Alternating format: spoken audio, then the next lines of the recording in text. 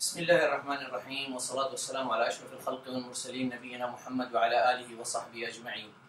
تحدثنا في حلقة سابقة عن انقطاع التنفس الانسدادي خلال أو أثناء النوم، وهذا المرض كما عرفناه هو توقف متكرر بسبب ضيق في مجرى التنفس العلوي. ووعدنا المشاهدين الكرام بأننا سنظهر لهم ما معنى أو كيف نشخص هذا المرض، وذكرنا لهم بأن من تشخيص هذا المرض لابد أن يكون مختبر للنوم، وبهذا المختبر نستطيع أن نركب بعض الأشياء الأسلاك للمريض، وسنظهر لكم هذا بالصورة إن شاء الله. ولكن قبل أن نبدأ أريد أن أقول لكم ما هو مختبر النوم. هذا سرير ينام عليه المريض، ونحاول قدر الإمكان أن عند اختيارنا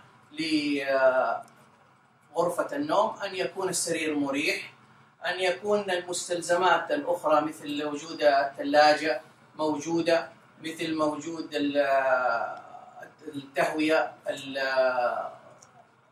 الكافية بالنسبة للمريض. وبالنسبة في غرفة مختبر النوم يوجد الأجهزة التي نعمل عليها الدراسة. ودراسة النوم كما أذكر لكم الآن، قبل أن نبدأ بها أريد أن أسأل بعض الأسئلة إلى مريضنا أبو وسام. سنسأله بعض الأسئلة عن ما هي الأعراض التي كان يشتكي منها. السلام عليكم أبو وسام. الله وبركاته. الله يسلمك.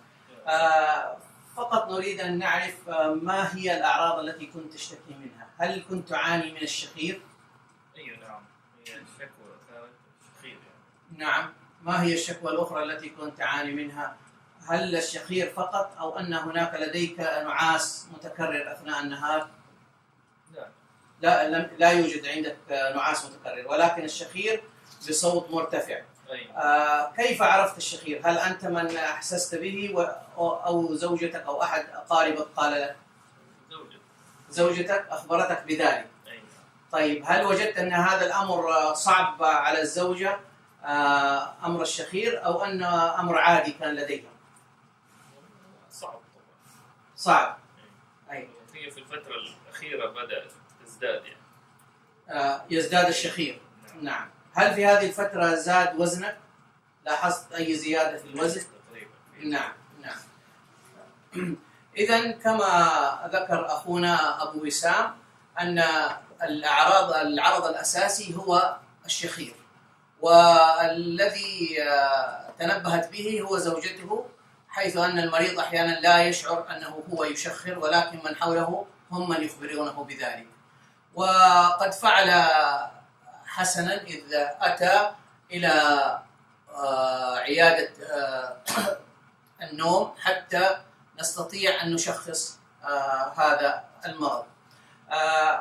طبعا هناك أعراض أخرى ربما هو لا يشتكي منها كما ذكر لنا، لا يوجد عنده نعاس متكرر. وأريد أن أسأله، هل أحد في عائلتك كان يشتكي من الشخير المرتفع؟ هل تذكر والدك أو والدتك أو أحد؟ في الوالد رحمة الله عليه. يعني والدك كان يعاني؟ شائع في عائلتنا يعني، شائع. كما سمعنا من أخونا بأن هذا موجود، الشخير موجود عند والده رحمة الله عليه، وربما حتى عند بعض أفراد العائلة.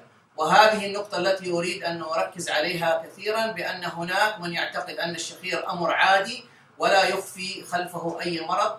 ونحن في اضطرابات النوم أو في تخصص طب النوم دائما نحرص على أن يكون المريض الذي يعاني من شخير أن يأتي إلى العيادة كي يشخص، حتى نستبعد توقف التنفس أو انقطاع النفس الانسدادي أثناء النوم. كما شاهدتم هذا هو السرير. هنا جهاز بالنسبة لنوصل به هذه الأسلاك، حتى يعطينا النتيجة.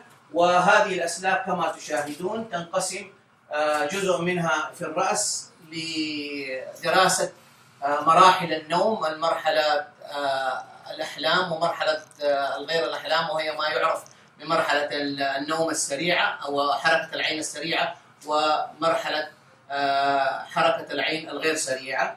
فهنا بهذه الأسلاك التي في الرأس نستطيع أن نعرف في أي مرحلة من مراحل النوم المريض. هنا أيضا كما تشاهدون هذا السلك في الصدر والآخر في البطن عشان يعطينا هل هناك توقف في التنفس أو لا، وهذا التوقف هل هو جزئي أو كامل. أيضا كما تشاهدون هناك أيضا سيكون في أسلاك عند الرجل في الأرجل، وستعطينا هذه الأسلاك عن حركة الأرجل نفسها لو في أي حركات أثناء النوم. وبإذن الله سوف تشاهدون بعد أن يركب له الأنف. طبعا يوجد مجرى لدراسة الشخير، سيكون هناك أحد الأسلاك التي ستوصل أيضا بالأنف. كما تشاهدون أيضا هذه الأجزاء كلها نركبها ولها موصل كامل ممكن أن تشاهدونه. هذا الموصل هو يصل هذه الأسلاك كلها بالجهاز الأساسي الموجود الذي يعطينا ترجمة القراءة. وأيضا هناك غرفة للمراقبة بإذن الله سنطلعكم عليها بعد أن ينام المريض، لا يبقى أحد معه، بل أن نراقبه عن طريق الكمبيوتر في غرفة تسمى غرفة التحكم. قبل أن ننهي هذا الجزء أحب أن أظهر لكم بأن هناك أيضا ما يسمى بالماسك أو القناع، وهذا من ضمن الأقنعة التي نستخدمها في علاج المريض بعد أن تكون الدراسة قد كملت، وننظر هل يحتاج المريض إلى جهاز دفع الهواء، وهو ما يعرف بجهاز الهواء أو دفع الهواء الموجب، أو أنه يحتاج إلى نوع آخر من العلاجات. وأرجو أن يكون لديكم الآن فكرة عن مختبر النوم، ولو فكرة بسيطة، أن المريض عندما يأتي يبدأ بتركيب الأسلاك هذه، ثم بعد أن ينتهي من تركيبها يأتي على السرير ويستلقي للنوم ونطفي الأنوار، ويحتاج تقريبا 5 إلى 6 ساعات منها تشخيصي وعلاجي. أحيانا نحتاج إلى تشخيصي تقريبا الليلة كاملة والعلاجي ليلة أخرى، وفي بعض الأماكن ندمجهم مع بعض بحيث أن يكون تشخيصي أول 2 أو 3 ساعات من النوم، ثم بعد ذلك نبدأ بالعلاج أو الفحص العلاجي لنرى هل يستجيب، إذا كان لديه توقف في التنفس أو لا، هل يستجيب إلى الجهاز دفع الهواء الموجب أو لا. سنكمل إن شاء الله بعد قليل، بعد أن ينتهي إن شاء الله من التركيب الكامل سنظهر لكم الصورة، وسنريكم أيضا أو نظهر لكم غرفة التحكم التي نشاهد بها المريض أثناء النوم.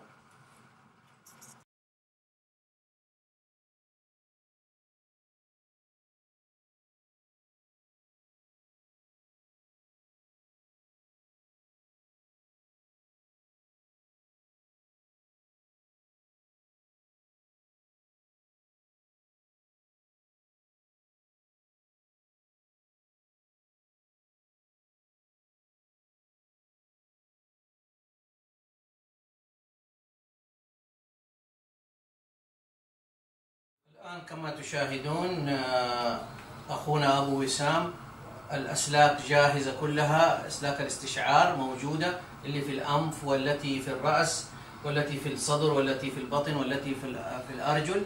والآن سيقوم نأخذه إلى السرير حتى يستعد إلى النوم. وقبل أن يذهب إلى السرير سيجلس على الكرسي قليلا حتى نجرب له بعض الماسك أو الكمامة، حتى لو احتاج إلى العلاجي، إلى التشخيص الجزء العلاجي من بعد التشخيص، فلكي نعرف أي قناع يحتاج له. هذا القناع كما تشاهدونه الآن نستخدمه في الجزء العلاجي في حالة احتياج المريض إلى الجزء العلاجي فنبدأ به، وذلك بعد أن نشاهد في الكمبيوتر إذا كان لديه توقف في التنفس ونقص في الأكسجين، فنوقظ المريض بعد 2 أو 3 ساعات ونوصل هذا القناع بالجهاز الموجب الذي يدفع الهواء. ذكرنا قبل ذلك بأن هذا الجهاز يدفع هواء فقط وليس أكسجين، فينام المريض وهو مركب له هذا القناع حتى يكون دفع الهواء أقوى في الحلق وعبر مجرى التنفس العلوي، وبذلك نستطيع أن نعرف ما هي الدرجة التي يحتاجها المريض أو ما هو الضغط الذي يحتاجه المريض حتى تختفي توقف التنفس وكذلك يتحسن نسبة الأكسجين عنده. الآن سنأخذ هذه من المريض وبعد ذلك سنحاول أن يجلس على سرير.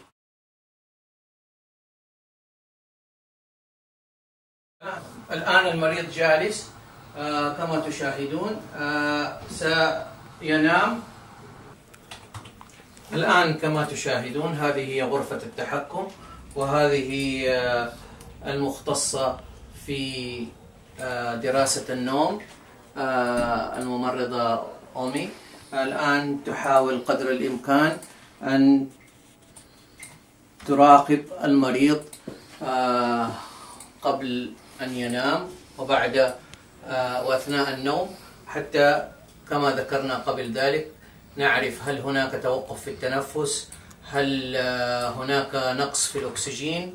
وسيكون هذا هو عملها، مراقبة المريض عبر الكمبيوتر إلى أن بعد 2 أو 3 ساعات سنبدأ نعرف إن كان لديه توقف في التنفس أو لا. وإذا كان لديه توقف في التنفس ستذهب إلى المرحلة الأخرى وهي وضع الكمامة التي شاهدتموها، وتضع الكمامة موصلة بجهاز دفع الهواء، ويكمل المريض نومه لمدة 2 أو 3 ساعات أخرى. ثم بعد ذلك ننتظر الدراسة الأخيرة عن التشخيص وعن مدى استجابته لجهاز دفع الهواء.